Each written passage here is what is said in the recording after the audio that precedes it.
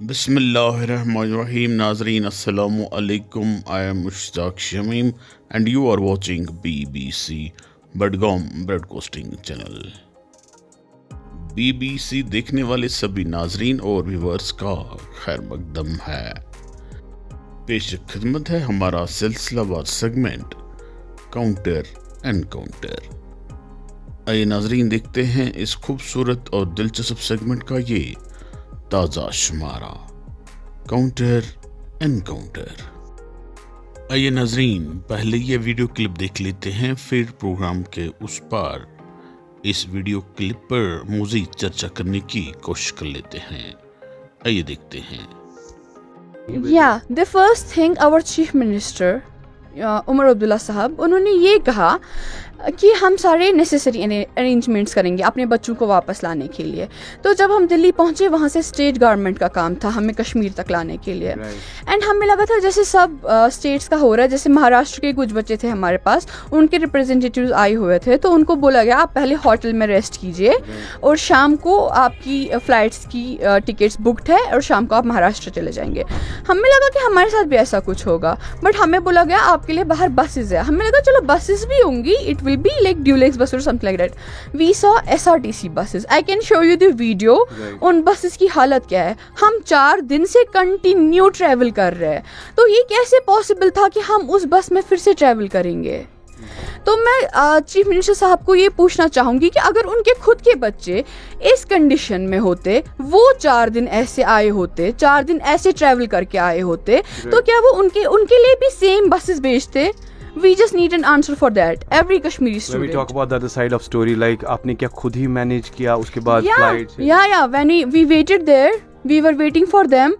हमने हर किसी को कॉल करने की कोशिश की, but जो कि सुबह का वक्त था, किसी ने कॉल पिकअप नहीं किया। हमने CMO ऑफिस भी कॉल किया, किसी ने फ़ोन नहीं उठाया हमारा। हम मजबूर हो गए। हमने सुबह 6 बजे टिकट बुक की, 10 बजे की, और 10 बजे हम दिल्ली से निकले। तो ये कह सकते हैं कि फैमिली ने ही उसके बाद अरेंज किया आपका टिकट? फैमिली ने ही फॉर मोस्ट ऑफ सभी स्टूडेंट्स के लिए ऑलमोस्ट। जी हाँ नाजरीन मोहतरम, आप सुन रहे थे सब्बा को। डाउनटाउन श्रीनगर से इनका ताल्लुक है। MBBS की तालिबा है, ईरान में ज़ेर तालीम है।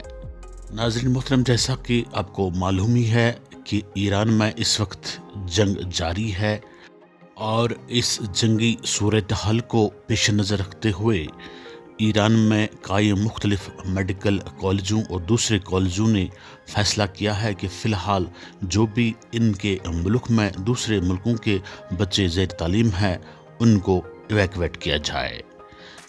चनाचे रिपोर्ट से मालूम हो चुका है कि ईरान में फ़िल वक्त हिंदुस्तान के करीबन 1500 से ज़ायद बच्चे MBBS की तालीम हासिल कर रहे हैं। इन 1500 बच्चों में से ज़्यादा बच्चों का ताल्लुक वादी कश्मीर से है। चनाचे भारत सरकार, ख़ासतौर से मिनिस्ट्री ऑफ एक्सटर्नल अफेयर्स और ईरान में कायम हिंदुस्तानी एम्बेसी ने ईरान में ज़ेर तालीम बच्चों को इवैक्यूएट कराने को मुमकिन बनाने के लिए बहुत ज़्यादा मेहनत और मशक्क़त से काम किया है। इन बच्चों ने भारत सरकार, मिनिस्ट्री ऑफ एक्सटर्नल अफेयर्स और हिंदुस्तानी एम्बेसी की ज़बरदस्त तारीफ़ की है।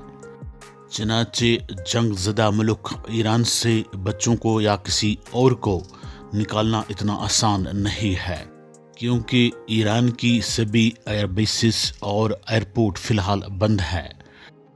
वहाँ पर जंग की वजह से फ़िलहाल किसी भी मुसाफिर बरदार जहाज़ का परवाज़ भरना मुमकिन नहीं है और वहाँ के तमाम जितने भी एयरपोर्ट्स हैं उनको फ़िलहाल नॉन फंक्शनल बना दिया गया है। इसलिए मजबूरन ईरानी सरकार को वहाँ पर फंसे तलबा व तालिबात और दूसरे लोगों को लोकल बसेस के ज़रिए से दूसरे मुल्कों की तरफ रवाना करना पड़ा। जितने भी ममालिक ईरानी ज़मीनी सरहद के साथ जुड़े हुए हैं, इन ममालिक की तरफ बच्चों को रवाना किया गया। किसी को अज़रबैजान, किसी को रशिया, किसी को आर्मीनिया, किसी को तुर्कमानिस्तान, किसी को अफ़गानिस्तान, किसी को पाकिस्तान और किसी को इराक की तरफ रवाना किया गया। लोकल बसेस में 2-2 हज़ार किलोमीटर का सफ़र तय करने में बच्चों को 3-4 दिन मुतवातिर तौर पर चलना पड़ा। जो बच्चे 2-3 दिन का सफ़र तय करने के बाद परसों आर्मीनिया पहुंच गए, उनको कल वहां से एयरलिफ्ट करके दिल्ली पहुंचाया गया।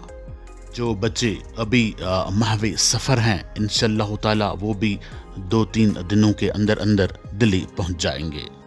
जो बच्चे कल बहुत ज़्यादा मशक्क़त करने के बाद दिल्ली पहुंच गए, उन्होंने वहां पर शिकायत की कि जम्मू कश्मीर का कोई भी सरकारी अफसर या कोई भी वज़ीर उनको रिसीव करने के लिए वहां नहीं पहुंचा, और ना ही जम्मू कश्मीर की सरकार ने इन बच्चों को दिल्ली से श्रीनगर लाने के लिए कोई ख़ास इंतज़ाम कर रखा हुआ है।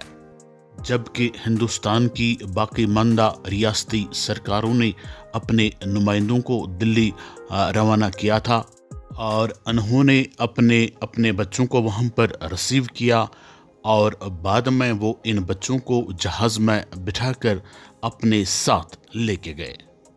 जम्मू कश्मीर से ताल्लुक़ रखने वाले बच्चों ने इल्ज़ाम लगाया कि उमर सरकार ने उनको दिल्ली से श्रीनगर और जम्मू लाने के लिए SRTC की खटारा बसों को भेज दिया था, जिन खटारा गाड़ियों में सफ़र करना मुश्किल ही नहीं, नामुमकिन बात भी है। यही वजह है कि इन बच्चों को मुश्किल हालात में आज खुद यह टिकट बुक करना पड़ा और अपने अपने घरों की तरफ लौटना पड़ा।